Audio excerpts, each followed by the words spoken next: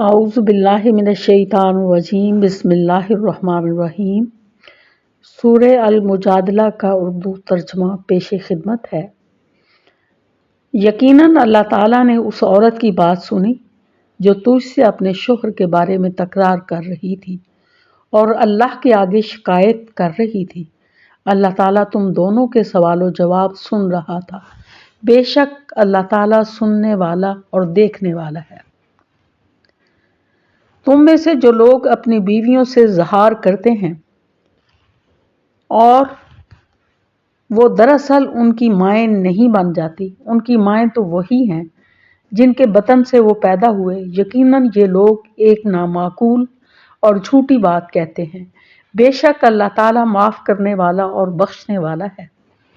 جو لوگ اپنی بیویوں سے زہار کریں پھر اپنی کہی ہوئی بات سے رجوع کر لیں تو ان کے ذمہ آپس میں ایک دوسرے کو ہاتھ لگانے سے پہلے ایک غلام آزاد کرنا ہے۔ اس کے ذریعے تم نصیحت کیے جاتے ہو۔ اللہ تعالیٰ تمہارے تمام اعمال سے باخبر ہے۔ ہاں، جو شخص نہ پائے اس کے ذمہ 2 مہینوں کے لگاتار روزے ہیں اس سے پہلے کہ ایک دوسرے کو ہاتھ لگائیں، اور جس شخص کو یہ طاقت بھی نہ ہو اس پر 60 مسکینوں کا کھانا کھلانا ہے، یہ اس لیے کہ تم اللہ کی اور اس کے رسول کی حکم برداری کرو۔ یہ اللہ تعالیٰ کی مقرر کردہ حدیں ہیں اور کفار ہی کے لیے دردناک عذاب ہے۔ بے شک جو لوگ اللہ اور اس کے رسول کی مخالفت کرتے ہیں وہ ذلیل کیے جائیں گے جیسے ان سے پہلے کے لوگ ذلیل کیے گئے، اور بے شک ہم واضح آیتیں اتار چکے اور کافروں کے لیے تو ذلت والا عذاب ہے۔ جس دن اللہ تعالیٰ ان سب کو اٹھائے گا پھر انہیں ان کے کیے ہوئے عمل سے آگاہ کرے گا جسے اللہ نے شمار کر رکھا ہے اور جسے یہ بھول گئے تھے، اور اللہ تعالیٰ ہر چیز سے واقف ہے۔ کیا تو نے نہیں دیکھا کہ اللہ آسمانوں کی اور زمین کی ہر چیز سے واقف ہے؟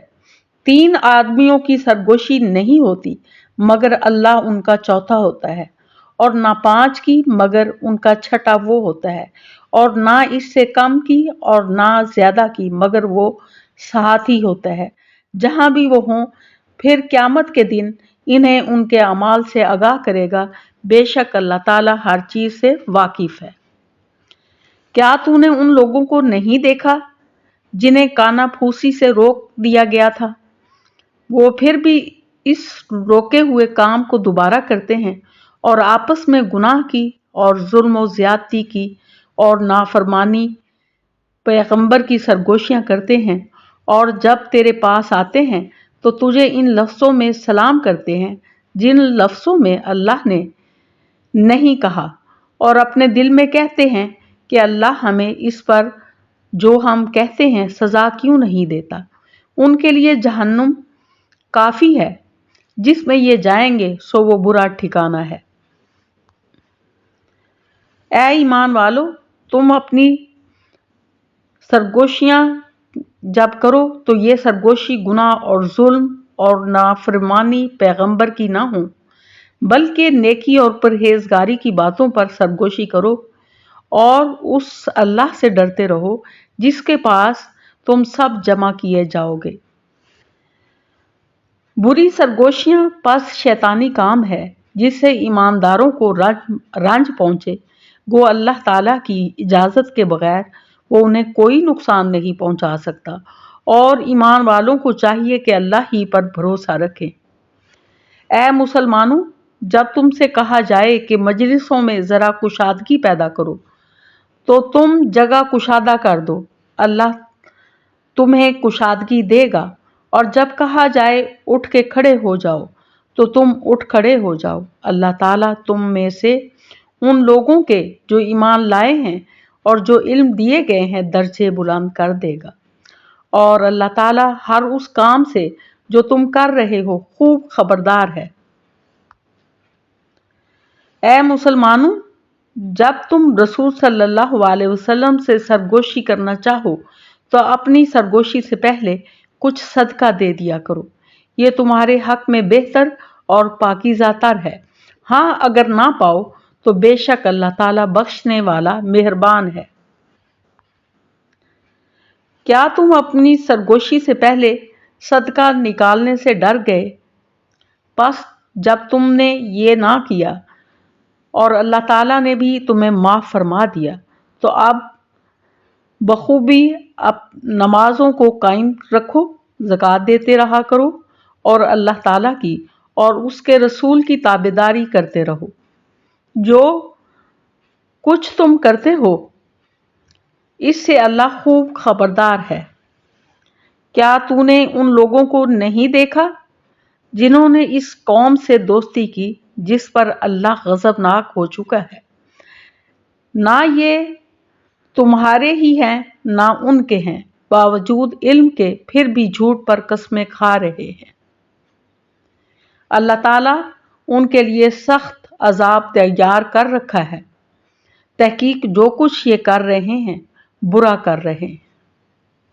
ان لوگوں نے اپنی قسموں کو ڈھال بنا رکھا ہے اور لوگوں کو اللہ کی راہ سے روکتے ہیں، ان کے لیے رسوا کرنے والا عذاب ہے۔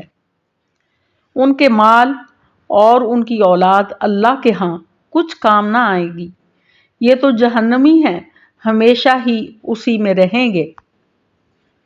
جس دن اللہ تعالیٰ ان سب کو اٹھا کھڑا کرے گا تو یہ جس طرح تمہارے سامنے قسمیں کھاتے ہیں اللہ تعالیٰ کے سامنے بھی قسمیں کھانے لگیں گے اور سمجھیں گے وہ بھی کسی دلیل پر ہیں۔ یقین مانو کہ بے شک وہی جھوٹے ہیں۔ ان پر شیطان نے غلبہ حاصل کر لیا ہے اور انہیں اللہ کا ذکر بھلا دیا ہے۔ یہ شیطانی لشکر ہے، کوئی شک نہیں کہ شیطانی لشکر ہی خسارے والا ہے۔ بے شک اللہ کی اور اس کے رسول کی جو لوگ مخالفت کرتے ہیں وہی لوگ سب سے زیادہ ذلیلوں میں سے ہیں۔ اللہ تعالیٰ لکھ چکا ہے کہ بے شک میں اور میرے پیغمبر غالب رہیں گے، یقیناً اللہ زور آور اور غالب ہے۔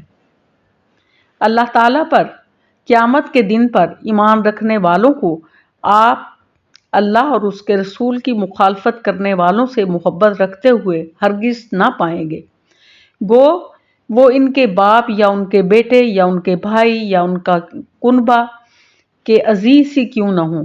یہی لوگ ہیں جن کے دلوں میں اللہ نے ایمان کو لکھ دیا ہے اور جن کی تائید اپنی روح سے کی ہے، اور جنہیں ان جنتوں میں داخل کرے گا جن کے نیچے نہریں بہہ رہی ہیں، جہاں یہ ہمیشہ رہیں گے۔ اللہ ان سے راضی ہے اور یہ اللہ سے خوش ہیں۔ یہ خدائی لشکر ہے، آگاہ رہو بے شک اللہ کے گروہ والے ہی کامیاب لوگ ہیں۔